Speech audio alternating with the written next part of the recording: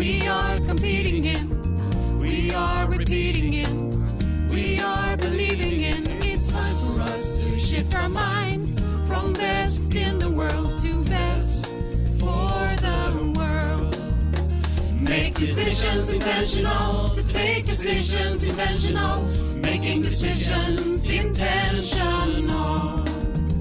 Make decisions intentional, to take decisions intentional, making decisions intentional. It creates a new world to mind a shift, intentionality, perceptuality, conceptuality. We are choosing to shift our mind to best for the world, best for our world. Make decisions intentional, to take decisions intentional, making decisions intentional. Make decisions intentional, to take decisions intentional, making decisions intentional.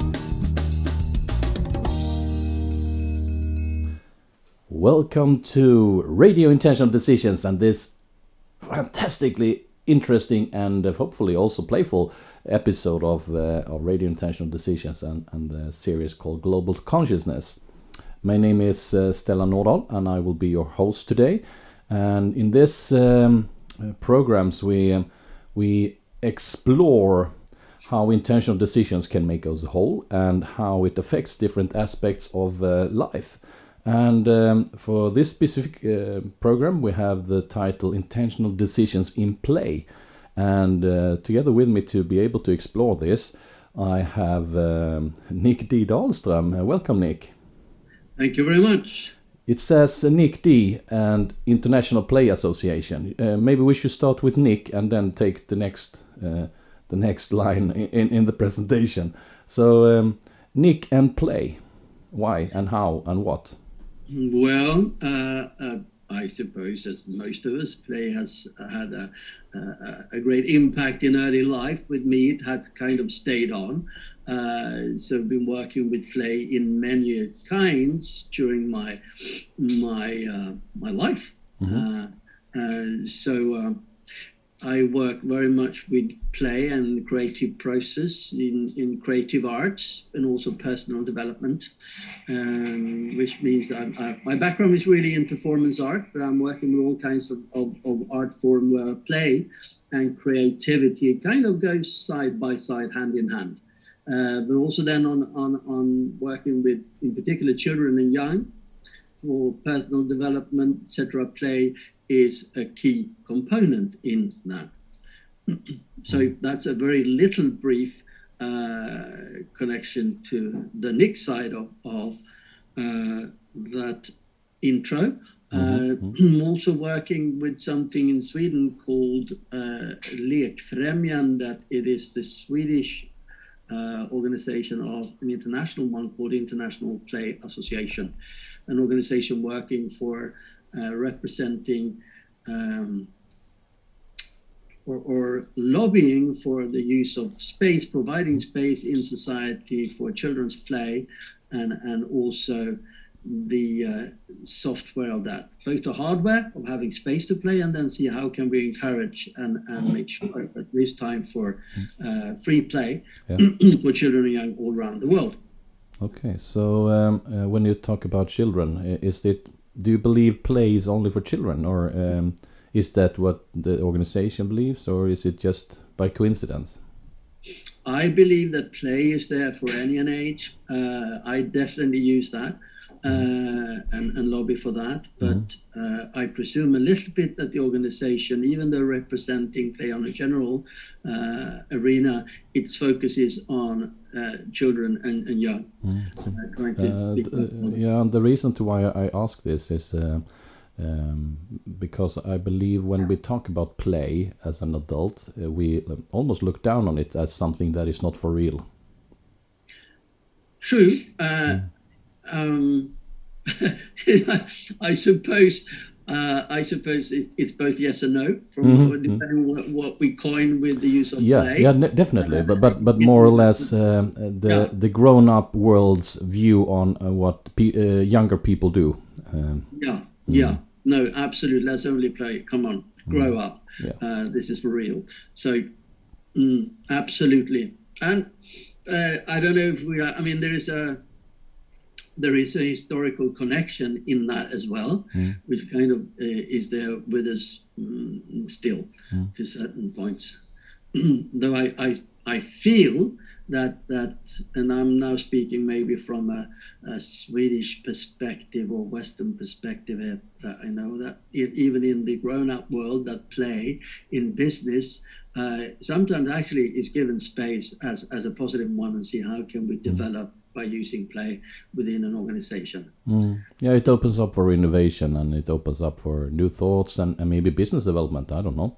But that's how I look at it, and I believe that we share this view in some sense, you and I, Nick, and that's of course also interesting in this conversation to see how can we take it further. Can we develop the view we have, you and I, and together on play, and how intentional decisions is, for those of you who are new to this, it's like a worldview model which enables not only what can be measured but also what can't be measured, and that it means that we have a broader causality, a theory of causality than we are used to in the Western world. The Western world causality is more or less what you see is what there is, and with intentional decisions we have this, we can call it new theory of causality, and it connects to a new theory of choice, where intent and intent setting is something that creates the future, and it also creates the now and maybe also the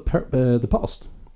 So it's a non-linear complex, non-linear worldview model embracing complexity, more or less. And for me, when I'm thinking of play, it's like enormous potential for us as humans. In many aspects, and the first we come up with here is that it's a way of finding new thoughts. Yeah, because I was just continuing on that. I'm curious to find out when when we discuss play, it actually has several meanings. What does it entail to you, Stellan? Yeah, that's right. Maybe we should start there. For me, there are many layers of play, but just to get some of them straight from beginning, I believe play can be even more real than what we are used to as reality, as play also embraces what can be. It embraces the potential. So for me, play is a broader perspective than, for instance, what is, and it's more real, or can it even be more? It's real. We can stop with that. We don't have to go beyond reality, but it's real, and it's as real as anything else. And for me, it's also valuable. It's like an asset and a capability, which is something I believe we could again very easily tap into if we would like to do it, and if we choose to do it. That's how I look at play, and with the beautiful thing about it is that at the same time, as it is real, it is also at the same time both playful and very serious. Yeah, thank you.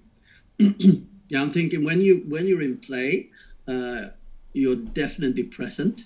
I mean, it's the here and now, and you're in that realm of playfulness. It is a space where you can try, as you say, different things. You can go into different character, role play, along with new ideas that you want to try out. And since it is in the space of play, it is real. So it's really an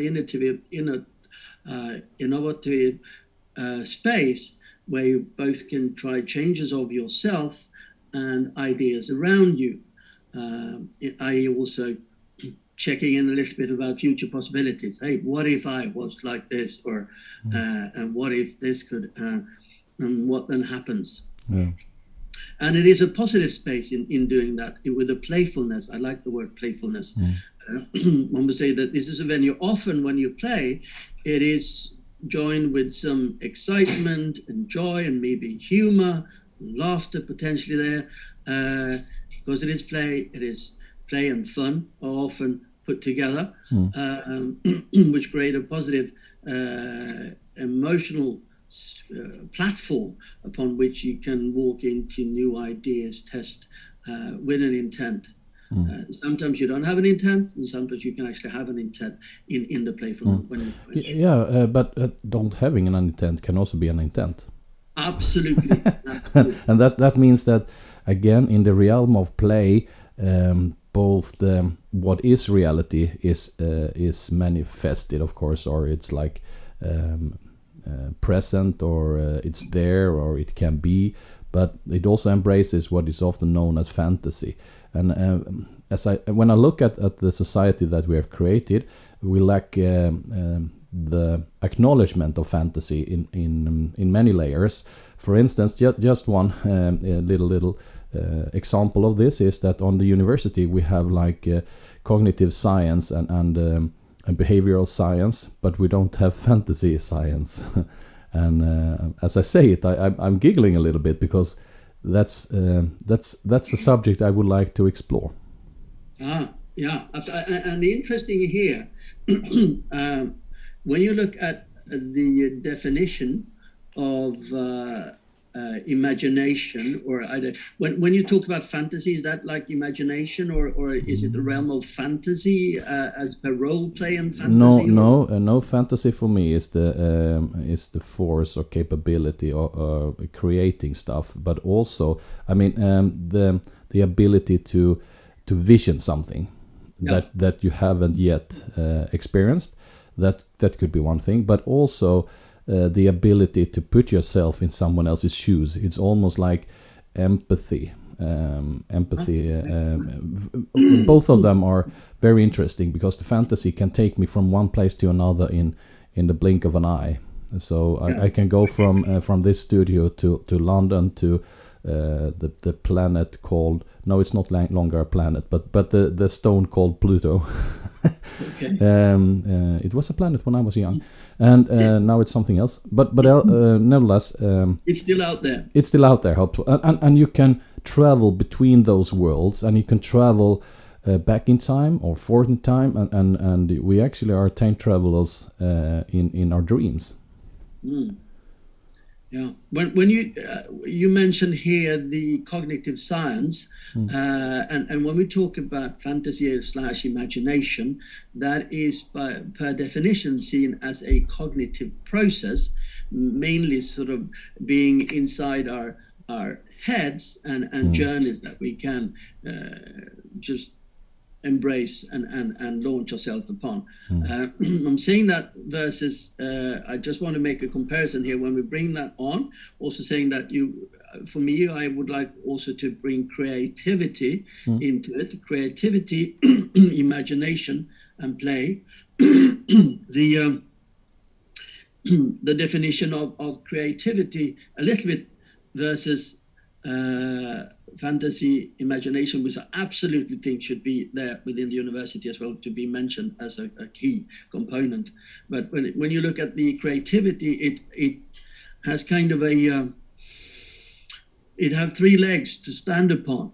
Creativity on the one leg has like the knowledge, and then alongside with whatever knowledge you have in the context you are focusing your creativity, you will also have the process of creative thinking, or what is the process for finding new ideas? How do I merge on that? What tools are there? The divergent thinking, more or less. Yeah, exactly. And then you also need the inner motivation to do so. So the inner motivation and the tools to go there, and then the knowledge behind that. So when you look at that, it's more seen a little bit more that if I compare then creativity versus imagination is a more cognitive process, not necessarily resulting in anything, but creativity is on the other hand more like in one way or another problem solving and closer to actually reaching a result. I agree on that definition or that description or whatever we can call it. And when I'm thinking of it, it could be that creativity, even if we take the ordinary definition, which is quite similar to what I believe you just presented. And so we believe as a Western society that the cognition is, or the brain is creating my consciousness. That's what more or less the materialism says. And that in that context, everything is in my head. And for me, that is a result of the machine metaphor. And I believe that machines don't play, and not yet up until recently at least. I don't know if they, well, maybe they can't even imagine it being playing machines. I don't know. I mean, the human being can produce a machine that interacts in some way with a human being playing, or maybe even do something looking like play. But I believe consciousness is needed for play. If you look at the animals, a lot of them play. And I believe that is a proof of conscious beings, and not the consciousness that we reckon, because we are limited to our how can I put it, our capabilities, conceptual capabilities that we have been given. Some of them we know as taste, as fantasy, and so on, and or feelings, or whatever it is. So those capabilities are in the human species. So we can't really fully imagine how it is to be like a bear playing with something, a fish maybe, or a dog playing with a ball. Or we can look at it and we can see that it is enjoying, as you said before. There is something attractive in the playfulness. That's why we do it. Yeah. But also, I love that your notion that animals play, also in connection to like when we play, or in particular with children, because it's a learning process. It's fun, but it's also a learning process in which we find and adjust to those very subtle little agreements that we have as an interplay between people. And some of them we are even, when you talked about what is visible and what is not visible, imagine the invisible. Some of them are so subtle that if you don't know, if you're not been in the play, in the social interplay, you will not pick up on them. And machines are not in that game. No. So there've been some experiments with animals. I think particularly with little rats. So when they're small, they sort of kept the group together, but then isolated one of them, not being able to play with the others. And then when they are reunited, that one cannot really read and understand the subtle agreements of what is communicated, because it wasn't engaged in the play. That's interesting. So play is a way of connecting dots, more or less, maybe creating relations, understanding the social interactions, and so on. Super interesting. Going back to this idea that we have been living with for a couple hundred years now, that the consciousness is within our brains. Even in the machine metaphor, you can find another way to look at it, and that is the television. Because very often you say, okay, so if you die, your consciousness die. But if you go for the television metaphor, just because the telly dies, it doesn't say that the broadcasting is ended. So even if in the machine metaphor, you can have another way of looking at it. So for me, I would rather go for if I would like to understand something, I would rather go for a metaphor that is more resembling a human being, the metaphor of a human itself, maybe, or another metaphor that we can study from besides. For instance, a tree or organism, or any organism, or a planet, maybe even. And then you can talk about things in that metaphor, because right now we have limited ourselves to the machine, and the brain is like a computer. Once it was one is it was the clock, and then it became the machine, and now it's the data machine. So I would say get rid of that and go into play fully, and use the potential there for what play can help us out with. Yeah, and I often find also that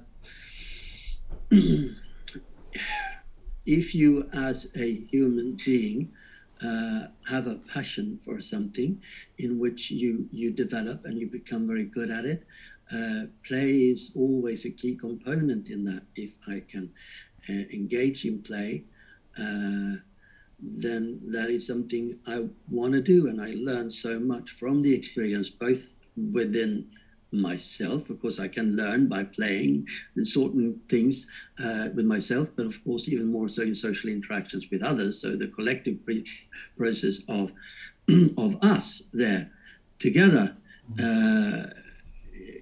is key in that. And when I think also when we have intentional decisions, or when we look at the world in which we live, if we were to focus a bit more playfully at it, what would happen? And do you believe that playfulness and seriousness is in opposition, or? No. I agree upon that, because I believe again that play is a serious act, but it could also be non-serious, more like silly or something like that. But again, I would say there are so many forces coming to play in the play, and we have been speaking about this creative force, but there is also the learning force. I mean, when you play, you practice something. You mentioned it a little bit when we talked about the social interaction and those was it mice or rats or whatever? Yeah. And I believe that's an easy way to interact with the world and exploring it. I mean, when we're toddlers, when we are newly born, we will instantly start playing with our parents, and it's often copy-paste. I get a response, an action, and we play and we try things. We learn and understand, what is this place? Who am I, and who is this other person? And that is all based on play as we start. And it's super important, serious, because if I would not play, then I'd be lost in space and in relationship with other people. So, and you were mentioning there are different types. There's so many different types of plays. Yes, one sort of them may be just silly, but but in its silliness, it brings joy. Yeah, definitely. To the group there, and with that well-being, feel good, joy. Then you can have the play for actually learning. Or to develop skills. I mean, if we were to play a game here, word play, or we would sort of have to get our brains in gear. Oh, I have to sort of develop an instant thinking of improv, for instance. Hey, whoa, something comes, and how do I deal with that? And how do I respond in that? Which then just continually also trains skills. Yeah, it's a learning and training, or training and learning, or whatever we call it. I'm thinking of, when you say this, that the learning system, or the system we have developed for training our capabilities, or for gaining them and then training them, i.e. school, have lost a lot of the playfulness, and I believe that's something we need to take care of in some sense, and when I say that, it's not that, again, that it's not for real or seriosity and so on, but the thing is, with playfulness, it's close to our purpose, to our passion, to our curiosity as the species, the human being. So the human species is curious by nature, more or less. I believe, at least. So, and then play strikes that tone, or sets that accord or something. It's like almost like a music coming out when you can learn by playing. I've seen this in there are different styles and systems for learning and pedagogical approaches, like the Montessori approach, where you say that the children are competent to learn, and you put the what do you call it? Not ability, or more like the you put the learning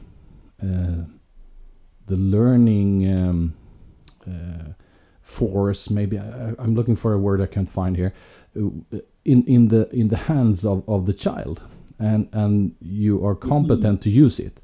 So you are a conscious agent in play, or in learning, or whatever you call it, and that means that the children in that system plan their own or can influence a lot of their own learning journey.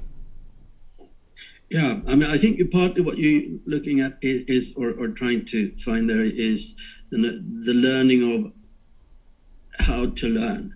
How to learn, yeah. Where I believe play can play a great role.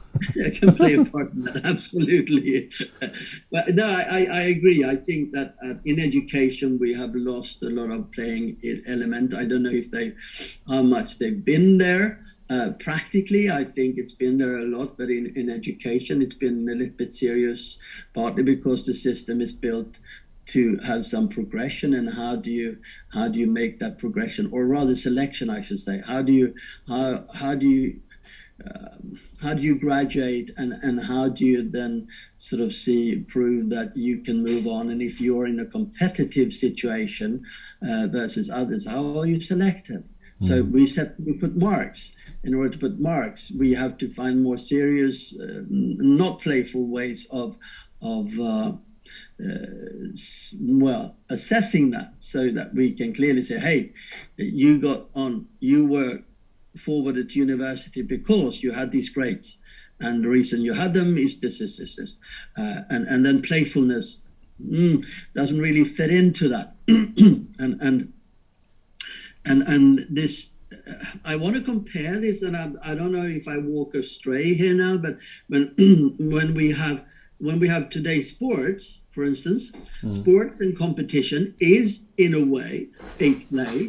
It's play with more like very separate rules, strict. You do this and you will score and you will compete. Why?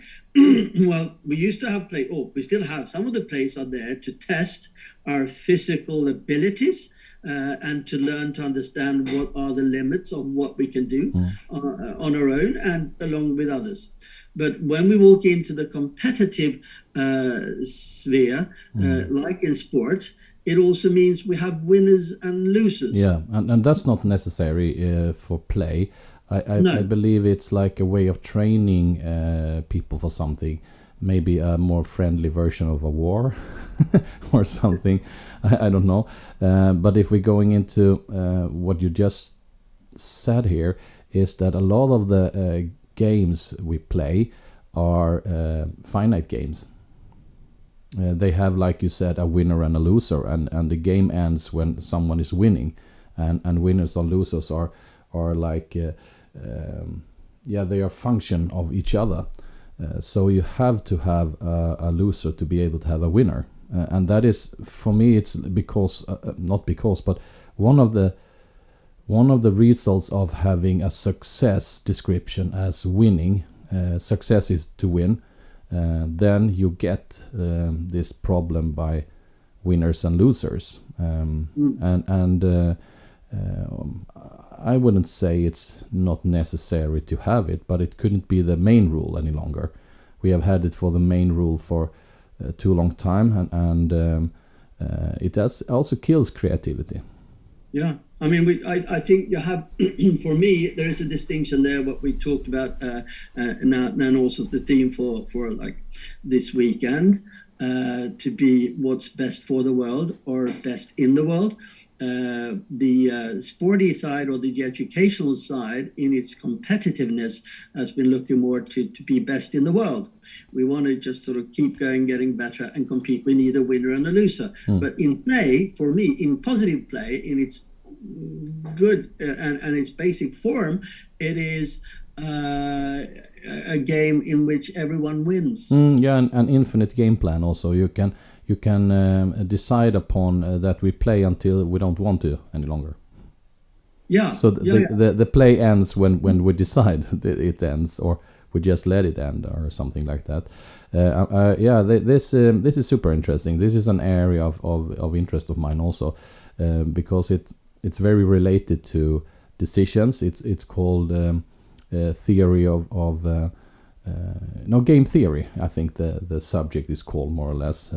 Again, subjects are not playful because they are limited within their own narrow sphere. But again, okay. So then we have those two.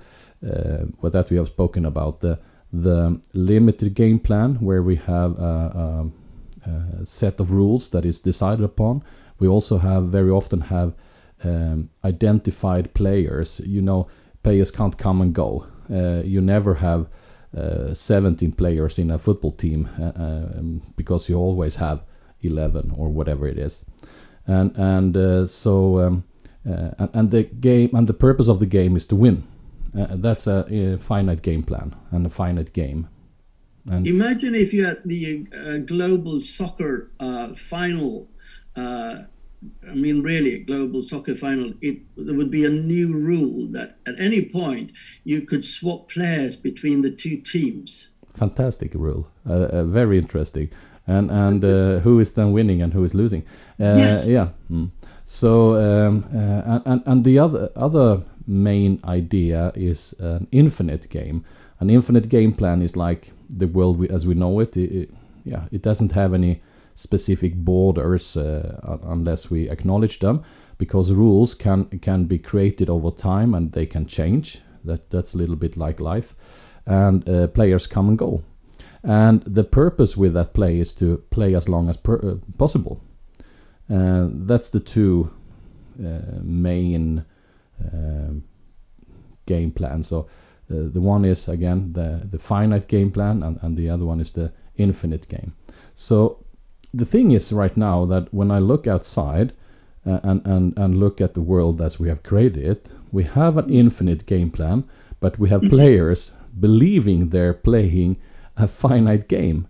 So we are teaching our kids in school, as we don't use play as the positive play you're talking about. Instead, we have adopted the winning and losing part of the competition, the competing part of it, into the school systems, and we produce winners and losers by measuring stuff. So who came up with this idea that a child can be measured? And not only for here and now, because that could maybe be relevant or not, I don't know. But what is the relevance in having a measure today done on a child and influencing their life in 30 years? That's odd. Yeah. Or almost when you think of it like that, because this is what happens. Then for instance, grades are I'm not against grades. I would just point that out. But I believe that we have given too much attention to what can be measured, and believe that we can measure things that can't be measured. For instance, a child. I mean, I don't look at you and think, oh, he's like a 8 out of 10 pointer, or 2 out of 10, or even worse. I believe you are Nick.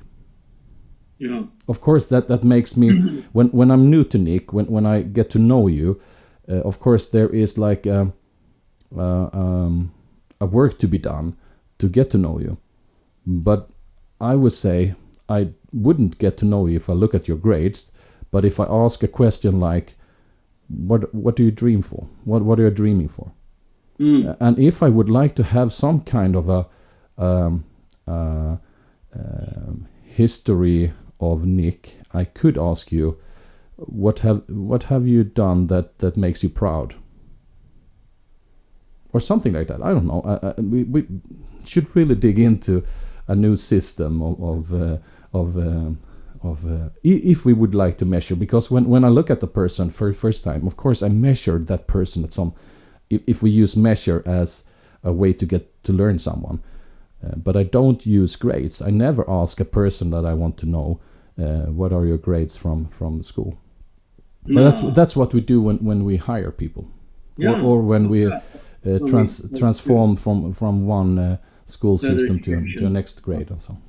Yeah, when you progress to higher education, I mean that's the extinction between.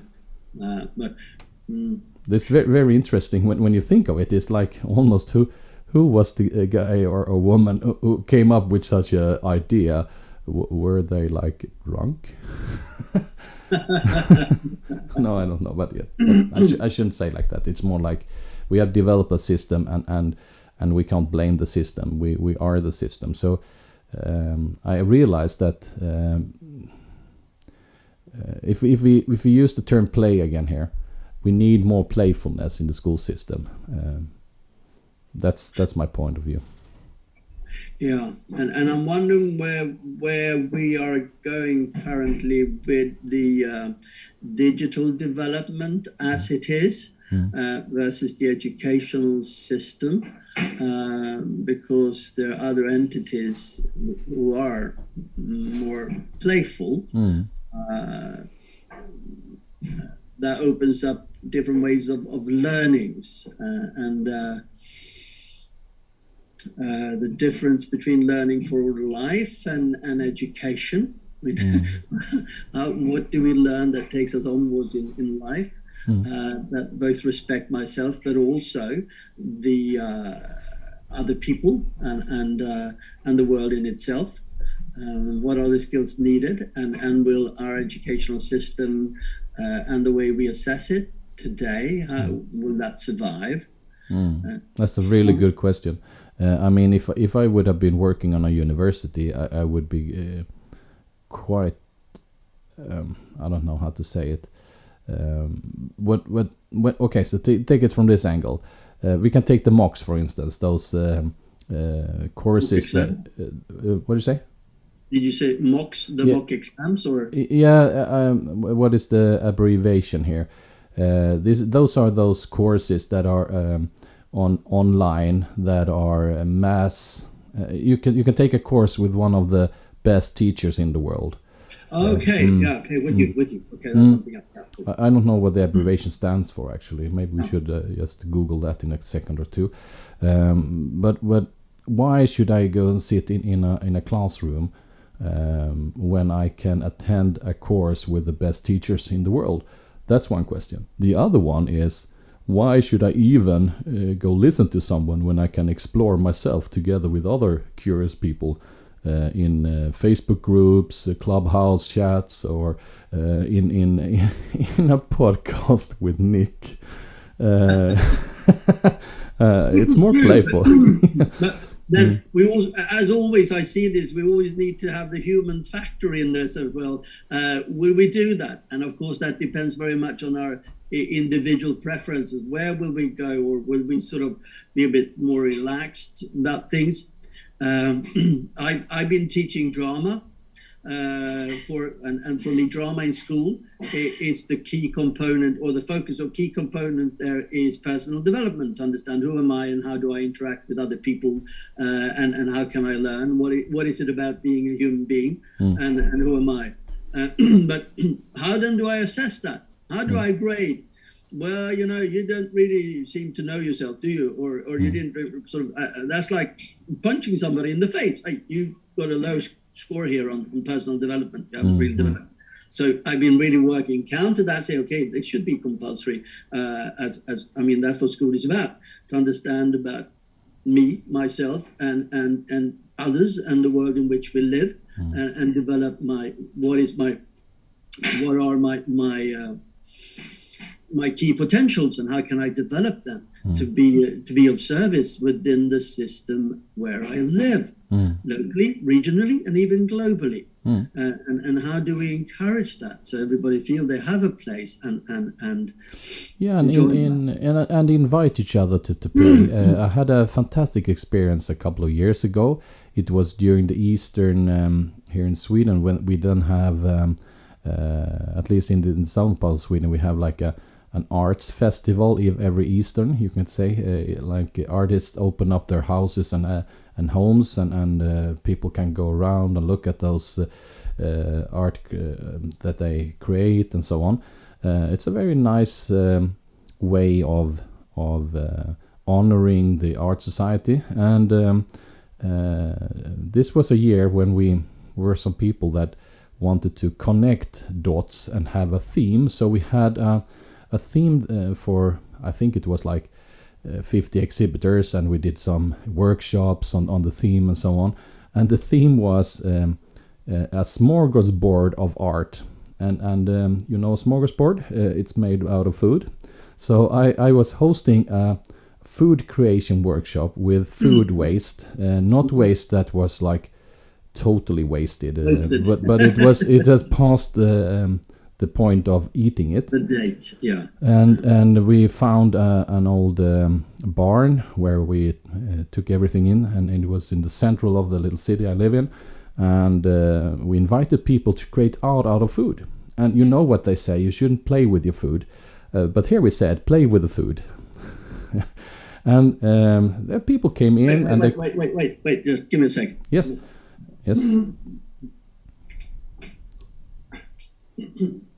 It's on my shelf, so I just had to run for it. Mm-hmm. Ah, food play. Fantastic. Great. What a wonderful picture. Okay, so you have to read it before you can go play with the food. Okay, so the idea here was that people created an artwork, some kind of a sculpture or an expression they wanted, and then we arranged it in this barn.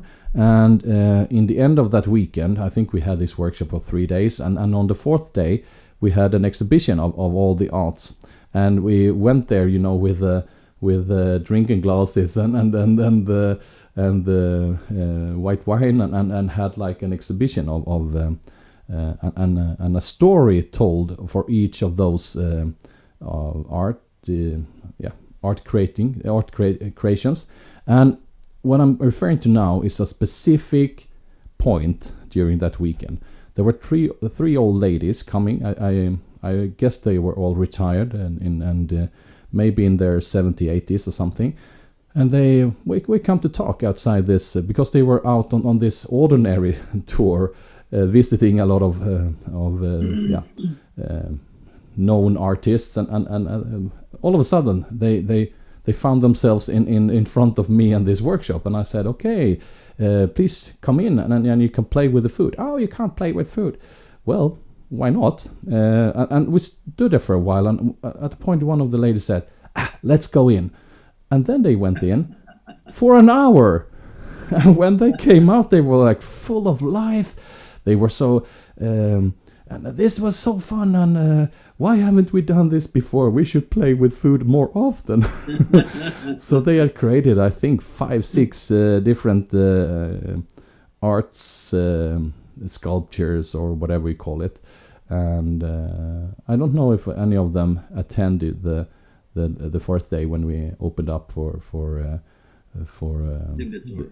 but they definitely had an experience which was new for them. And I believe play can be very powerful and transformative. And this is a lovely example that you give here, where you try to use playfulness, but both providing fun for the maker, using something that's gone out of date, is not any longer wanted, but still fills a function, has a value. So you reevaluate something which has kind of been doomed, and you can also enjoy eating it.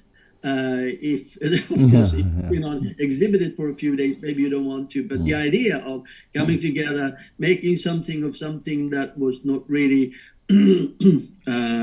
of value, and then recreating that something that is of value and also has fills a physical need. And for me, the intent behind is also in what we eat. So for me, eating such a artwork, for instance, if we go to a restaurant, most of the restaurants I'm now referring to, all the restaurants I'm referring to are the restaurants where you put in some kind of a love when you not only cook the food but also when you present it to the person going to eat it. And for me, that intent behind it's what I actually consume when I eat, instead of just the food in a bunch or in a pile of piling it up and eating it. So I believe that's interesting. What I'm thinking of here about play and it's also the story behind, because when you create something, you also create the story of it. We had another workshop another year with it was like there's someone passing by. Hello. No, it was a playful banana passing by. Passing by behind of Nick. Okay. With food. And at that year the theme was what do you call it? Reuse and taking something from one context and put it in another. And we were given like a big container with a lot of junk of old bicycles, metal stuff, and so on. And we put it on the in the center of the little town where I live, and people can come and build stuff, build machines for a purpose they could find. For instance, there was like one machine that I think it was like a 10-year-old building a machine producing money, and you could actually build in your own purpose into that. Yeah, we can call it machine, and you build it, and the story was as valuable as the creation itself. Yeah, so an installation representing an idea, a story, a need, or a solution, maybe. And maybe not only representing it. I believe it was. It was okay. Cool. My son has just been invited. He's a musician. He's just been invited now for a workshop, international such, with a network called Arts in Action. Arts in Action. So when we talk about the playfulness, play, for me, I often say that play in my world often develops into the understanding and use of creativity, which is maybe a little bit more focused on problem solving, still using play, intentionally using play to reach a solution of something, so that, like in this case, you had an art installation, which then has a purpose to make a hopefully then positive change in society, which is for the better of the world, or to be best for the world. And it needs to start with an idea, and then it has a physical body, and what can come out of that. And also a way of manifesting something. Yes. I had an extremely huge experience a couple of years ago in actually the place where I met you. It's called Almedalsveckan, so it's the democratic dialogue platform and a big festival for democracy in Sweden, hosted every year at Gotland.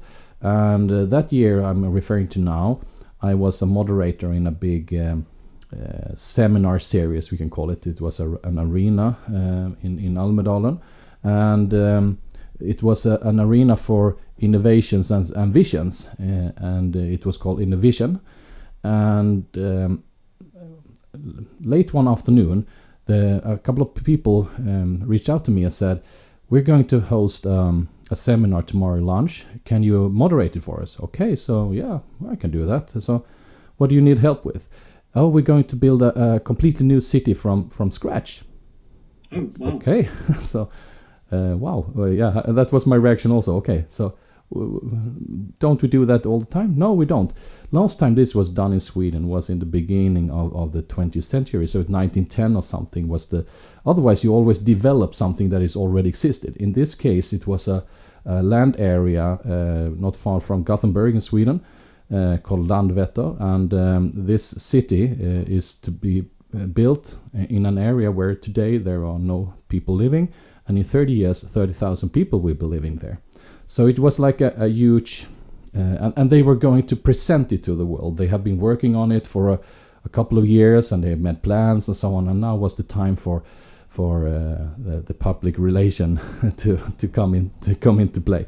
And so I thought it was a fantastic idea, and so on. Said, yeah, definitely, I can moderate you, and when you're talking here, and there was like different parts from the municipality, and also some engaged people in the municipality, and so on, and on the stage, and all of a sudden a woman there, I think she was like head of planning or something like that in municipality.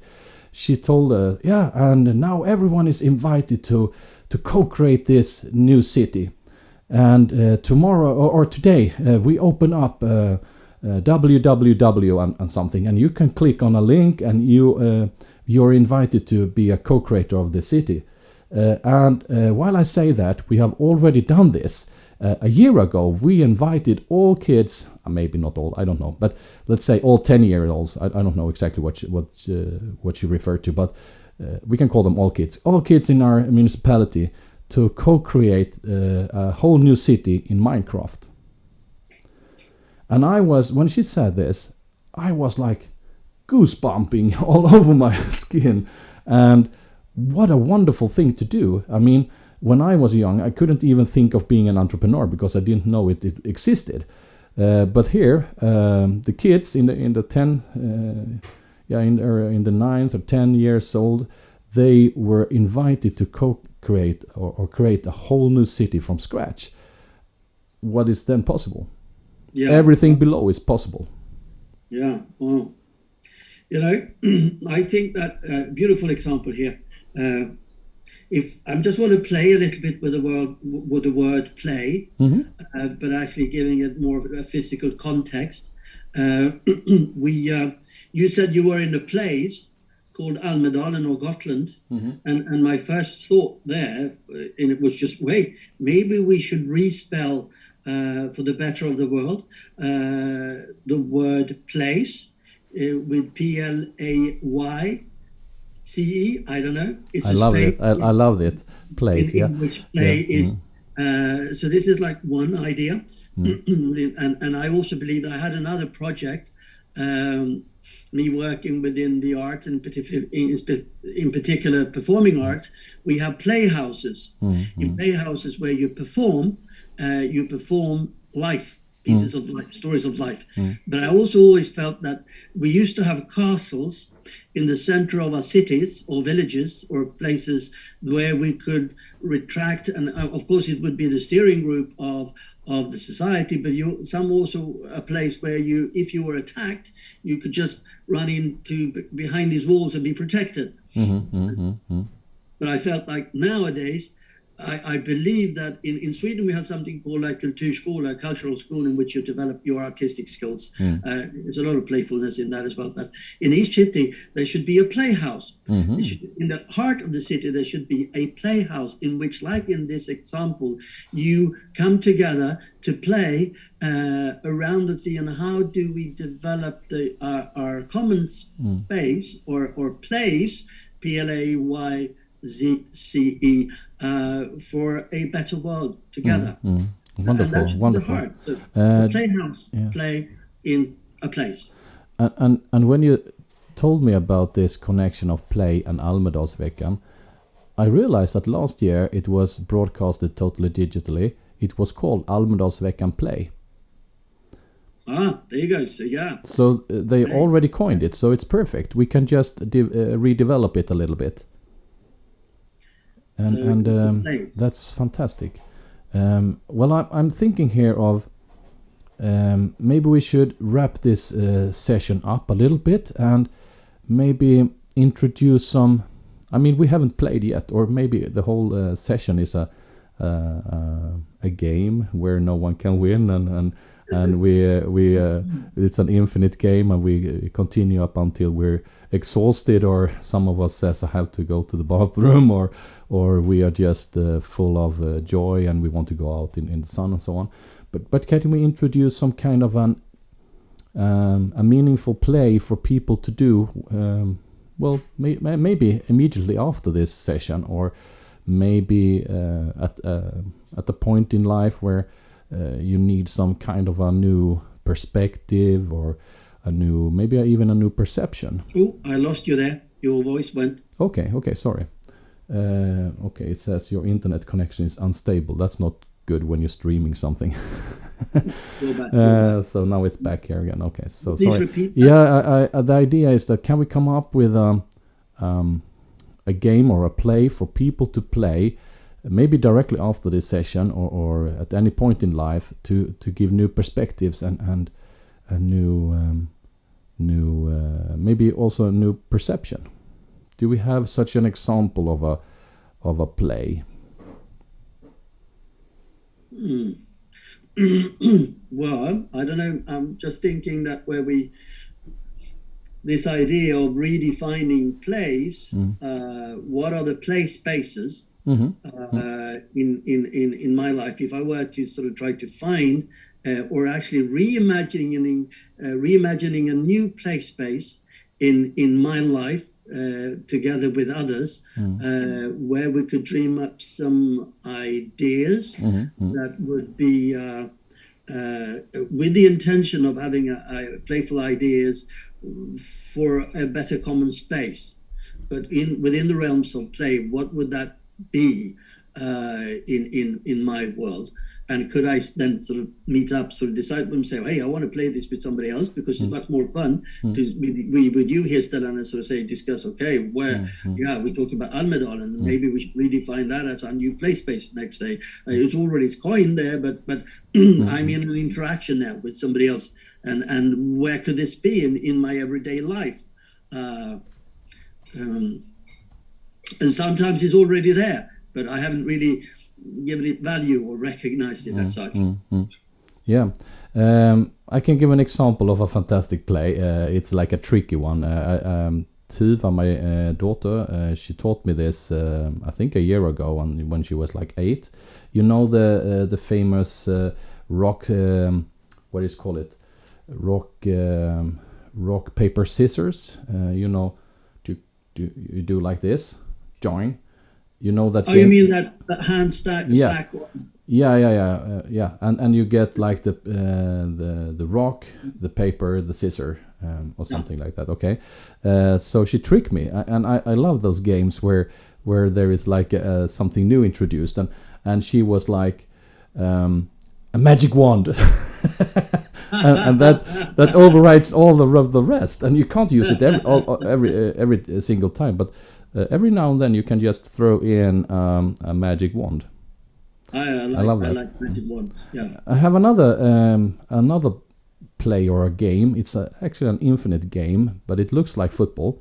I learned this at kids' school, and we have used it on bigger parties and so on, both for connecting young and older people together, because it doesn't require any physical skills. It's more like other skills. You have like you can have like not that huge as a football what do you call it, area, but little bit smaller, and you have cones, and you place the cone on the ground, and you can have like two.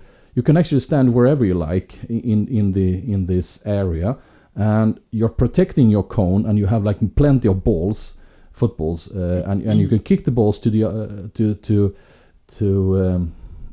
to be able to knock down the cones from the others.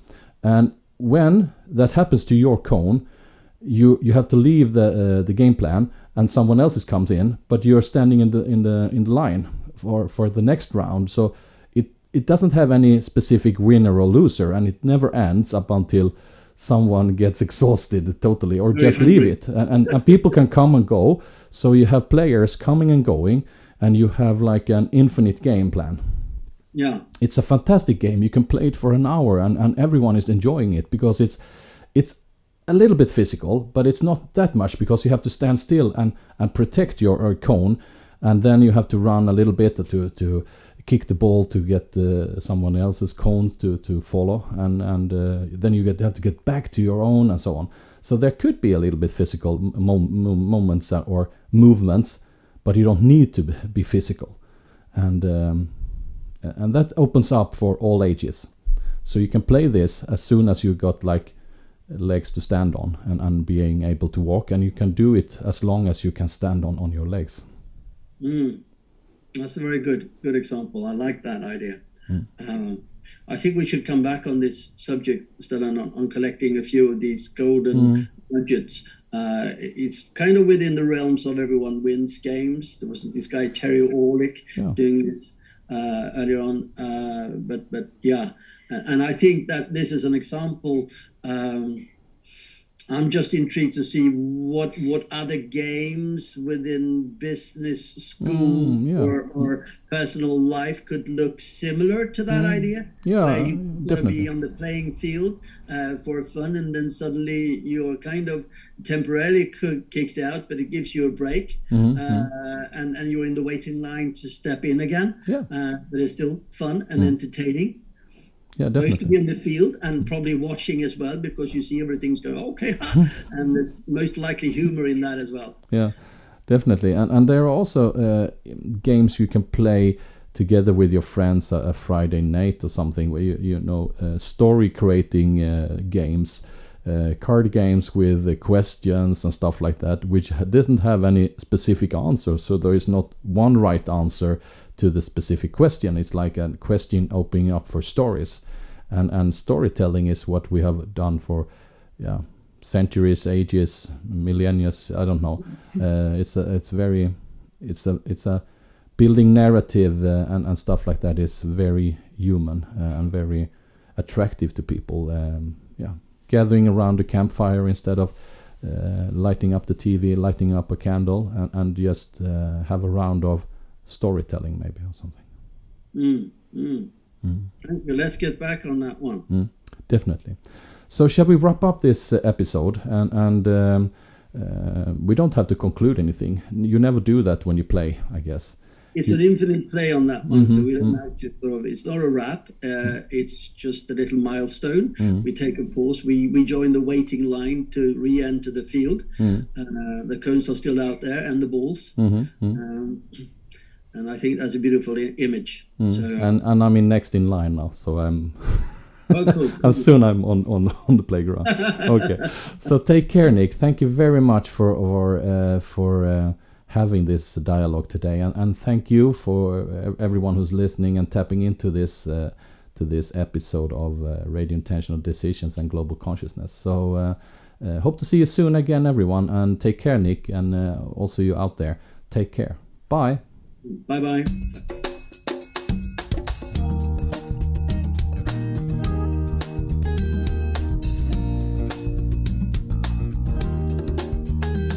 We are creating the world we're now living in. We are competing in. We are repeating it. We are believing in. It's time for us to shift our mind from best in the world to best for the world. Make decisions intentional, to take decisions intentional, making decisions intentional. Make decisions intentional, to take decisions intentional, making decisions intentional. It creates a new world to mind a shift, intentionality, perceptuality. Conceptuality, we are choosing to shift our mind to best for the world, best for our world. Make decisions intentional, to take decisions intentional, making decisions intentional. Make decisions intentional, to take decisions intentional, making decisions intentional.